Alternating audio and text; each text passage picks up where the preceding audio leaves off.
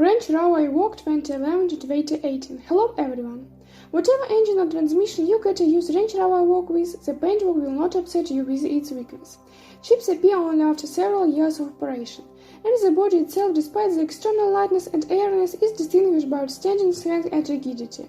In general, if the car has not been in a serious accident with subsequent careless restoration, the crew will always be reliably protected in any unforeseen situation. True, sometimes you cannot get into the salon due to failing door locks. Yes, and the keyless entry system can act up. In this situation, the problem is usually solved by reprogramming at the dealer. Some specimens also start crickets. If they start to bother on a new car, ask the salesman to adjust the rear seat hinges. They say it helps. But inside you will be pleased with high-quality finishing materials. True, the durability of the leather interior doesn't always suit prudent owners, but the absence of silly handles is simply discouraging. What is it? Saving on match or a new trend in interior design? Whatever it was, but it is extremely inconvenient for passengers. Multimedia grids won't please them either, and the audio system is very capricious in choosing flashcards. It does not reach at all MP3 records. In general, the software is rather dumb on the first crossovers, although the officials have repeatedly taken steps to upgrade it. Due to the destruction of the wiring, the parking sensors in the rear view camera are buggy over time. The parking brake electric drive is naughty, the bulbs in the headlights and lightness are on, the on-board electronics fail. Turbocharged engines are not seamless either, of which there are two on the Evoque, a custom and a diesel 4. The 2-liter engine was borrowed from Ford along with congenital source. Fortunately, they do not appear on all instances. Here as luck would have it, a custom unit can average engine oil, lose compression in the cylinders, which usually occurs according to some selective principle. For example, in on or 4 or immediately in the second and fourth. It is worse when the pistons burn out and their annular partitions break. The reason is mainly in aggressive driving with increased engine loads.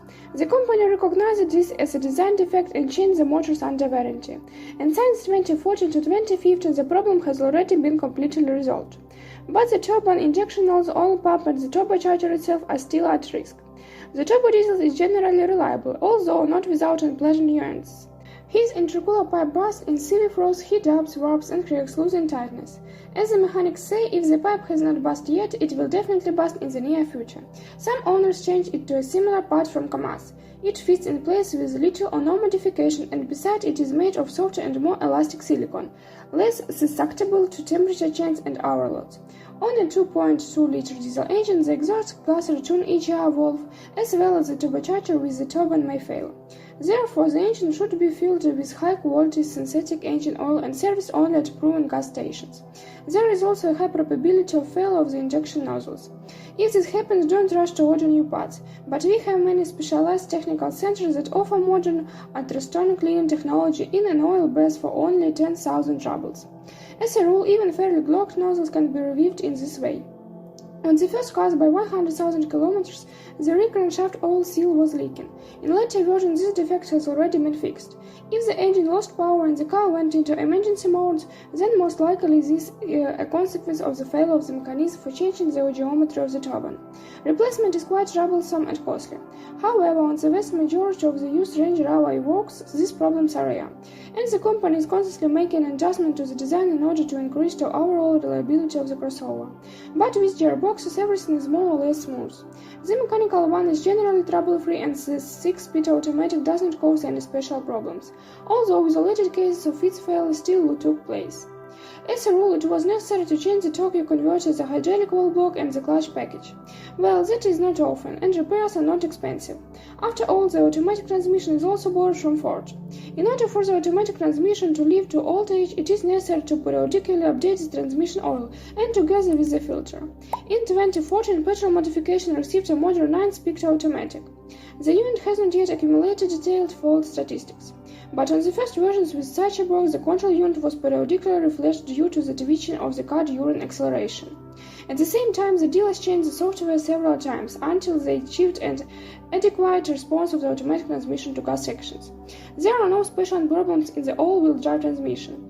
The headless coupling is primarily reliable. By 150,000 km, the angular gear wears out, and the rear differential control unit may also fail. It is advisable to change the oil in both gearboxes and the clutch according to the regulation or even earlier. But with the control electronics, there were troubles. The fact is that the selector is resisted in the sample plan with the console, and when the engine starts, it smoothly moves up. The gears are switched by turning the puck. It looks very stylish. So the machine's extra washer can break at any time. She simply does not want to go back from there, or having barely risen, she immediately descends and hides. Naturally, the car cannot move at the same time. Like many electrical glitches, the problem can be resolved by simply restarting the engine, which however doesn't always help, and then the direct pass to the dealer. If they recognize the defect is a warranty case, they change the washer assembly with the block. Today this malfunction has already been localized. There are practically no pitfalls in the Evoque independent suspension, except for rather loud noises when driving. Moreover, the source is both from the front of the car and from the back.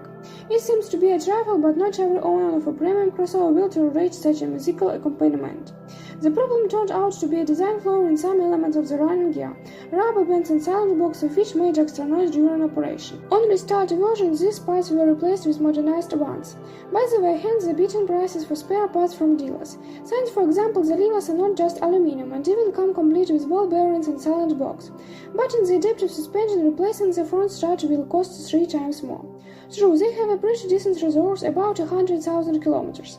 As you can see, the Range Rover Evoque refuels the prevalent negative opinion about the reliability of crossovers of this brand. Of course, the car is not without some problems, but they don't appear on every car.